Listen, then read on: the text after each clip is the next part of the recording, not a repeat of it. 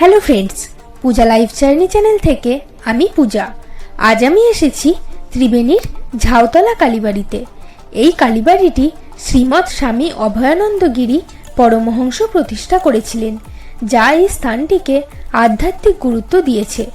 এটি গঙ্গা, যমুনা ও সরস্বতী নদীর পবিত্র সঙ্গমস্থলে অবস্থিত, যা ত্রিবেণীকে হিন্দুদের একটি গুরুত্বপূর্ণ তীর্থস্থান করে তুলেছে।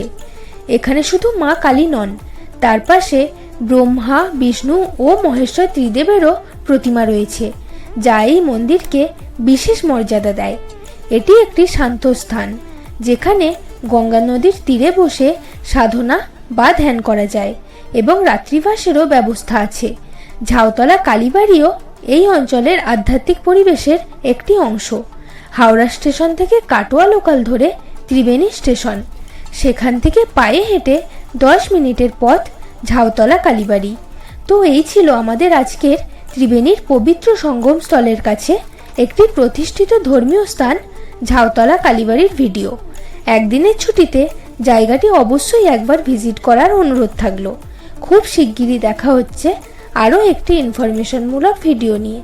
আর চ্যানেলে নতুন হলে সাবস্ক্রাইব করতে ভুলবেন না। সঙ্গে থাকুন আর দেখতে থাকুন Puja life journey. Thank you. ভালো থাকবেন, সুস্থ থাকবেন।